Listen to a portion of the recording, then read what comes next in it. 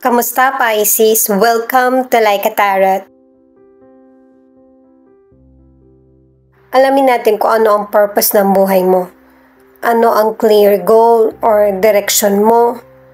Ano ang kaya mo isakripisyo? O ano ang gusto mo ma-solve? Paalala para sa mga bagong viewers na ang reading na ito ay timeless reading. General reading, ano man ang edad mo or gender mo, kunin mo lang kung ano yung akma sa sitwasyon mo. At saka ikaw na magpalit kung si person mo ba ito or ikaw. At ito ang start ng 1 week reading mo. Unahin muna nating alamin kung ano ang message ng mystical cards sa iyo.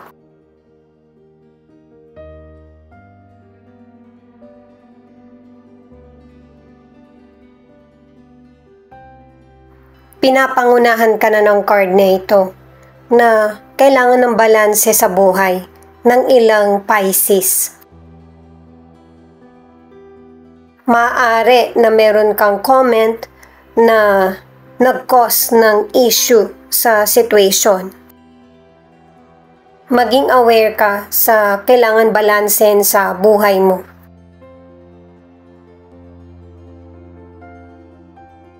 May ilang Pisces na hindi mo maramdaman ang love sa ngayon. Pero may mga chapter sa buhay mo na kailangan mo ng love. Hindi man sa person, pero yung mga bagay na magiging masaya ka. Gusto ng spirit guide mo na ma-experience mo ang love.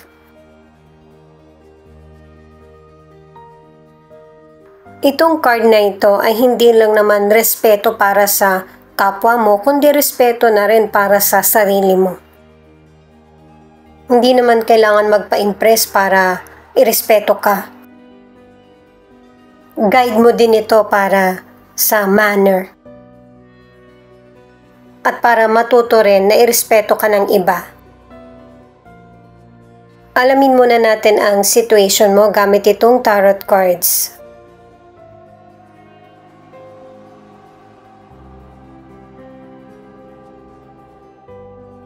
Nine of Wands, the Chariot, Four of Pentacles.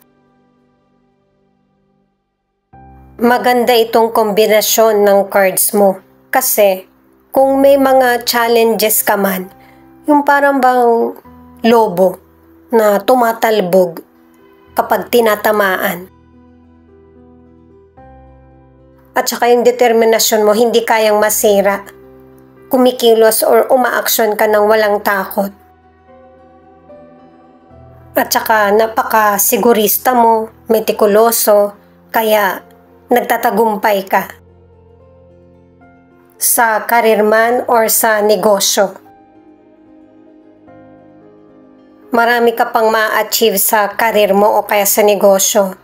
At saka dahil sa sobrang familiar ka na sa trabaho mo, nasa ibang bansa ka man or nasa Pilipinas,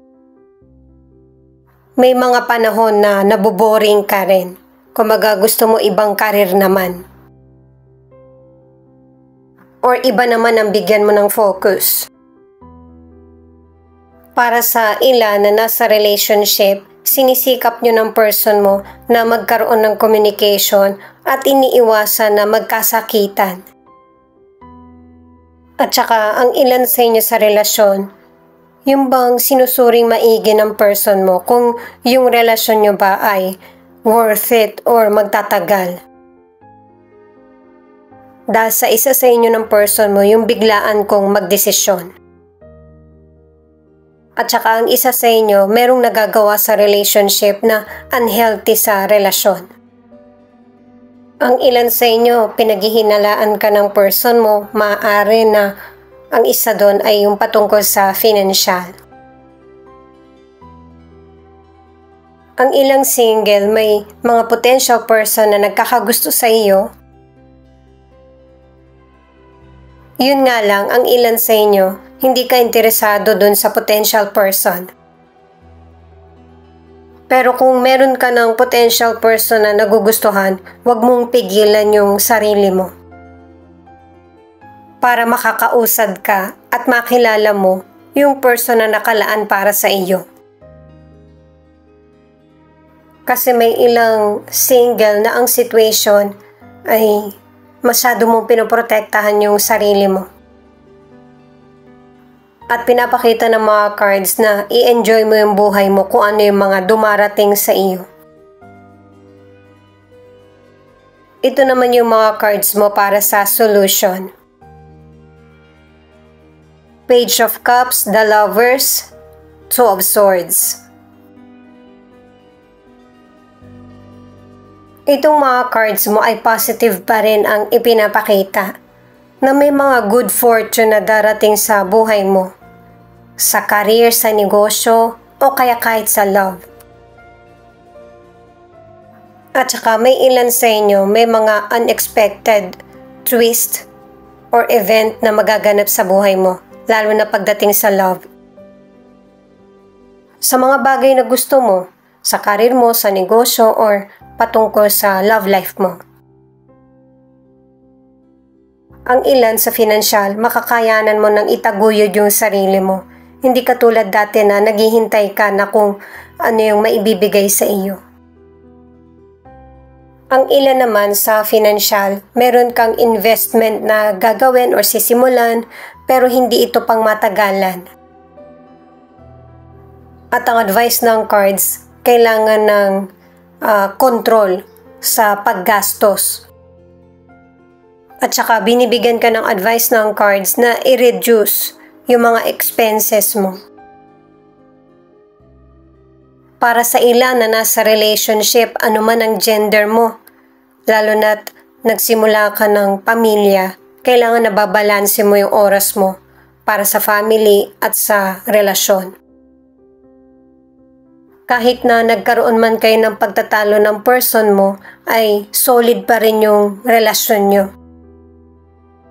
At ang advice pa ng cards ay kailangan ng fairness sa relasyon. Give and take.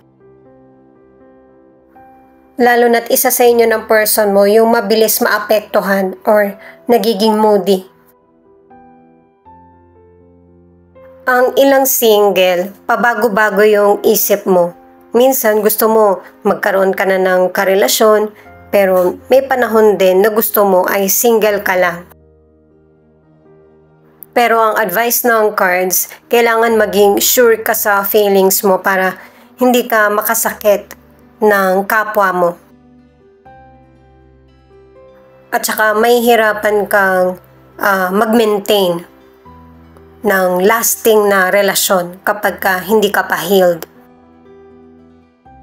Pero may ilang single na merong potential person ka nang nagugustuhan. Ito naman yung mga cards mo para sa outcome. The World, the Empress, Three of Cups. Pinapakita ng mga cards na ito na focus ka sa loved ones, sa family mo, or sa bahay mo, yung pagprotekta nito. Kumbaga, pinaparamdam mo sa family mo na mas mahalaga sa iyo yung relasyon mo kaysa sa mga na-achieve mo. Ang ilan sa inyo may celebration na magaganap. Pwedeng kasal, engagement, binyag, o kaya merong nakagraduate na, nakatapos na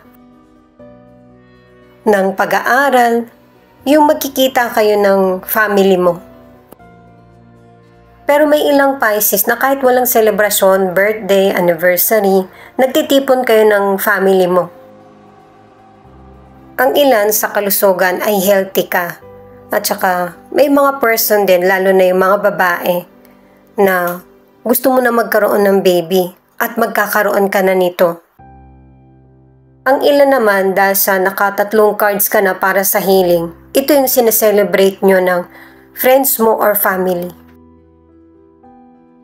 At saka, ang payo ng mga cards para sa ilang Pisces, huwag masyadong maging alcoholic. Ang ilang single, yung potential person ay makikilala mo sa ibang lugar o kaya ibang bansa. At sobrang magiging close kayo. At mararamdaman nyo pareho yung true love. Kasi pareho nyo may isip ng potential person na perfect kayo para sa isa't isa. Marami kayong bagay na napagkakasunduan. At saka, yung bang magtinginan lang kayong dalawa, pareho na kayong masaya. Ang ilan sa relationship, LDR man ang koneksyon nyo or magkasama kayo ng person mo, yung pagmamahal niya sa iyo ay hindi nagbabago. Kasi masaya yung person mo sa feeling mo. Itong The Hierophant, maganda ang imahe mo sa kapwa mo or sa family mo. Pwedeng dahil sa malaki ang natutulong mo sa family mo, meron kang self-confidence, nahihiwagaan yung ibang person kung bakit masaya ka or nagtatagumpay. Gusto ka nilang gayahin. Kasi may ilang Pisces na marunong kang makinig sa kapwa mo at saka sa gusto mo. Nababalanse mo ng tama kung ano man yung opinion na naririnig mo at nagagamit mo sa sarili. At saka welcome din sa iyo yung mga bagong idea. Emotional man or practical matters. At saka i-add ko lang para sa ilan na nasa relationship, maayos ang communication nyo ng person mo. Hindi natatapos yung kwentuhan nyo. Marami kayong good moments na magkasama. Alamin naman natin kung ano ang feelings ng person mo at ang feelings mo. Pwede rin magkabaliktad kasi connected kayo sa isa't isa.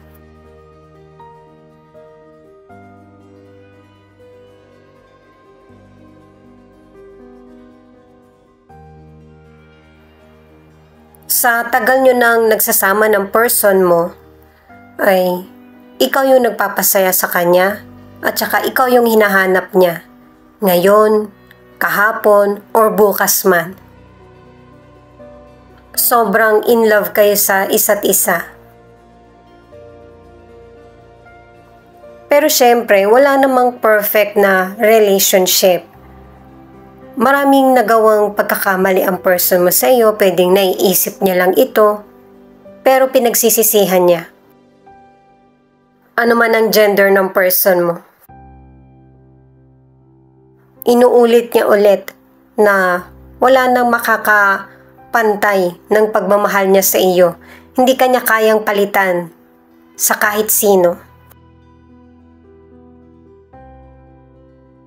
At feeling nyo pareho ay blessed kayong dalawa kasi natagpuan niyo yung isa't isa at nagkakasundo kayo. Marami pang gustong magawa itong person mo sa relationship nyo. Hindi lang naman patungkol sa love, kundi sa karir nyo, sa trabaho niya, o kaya sa negosyo.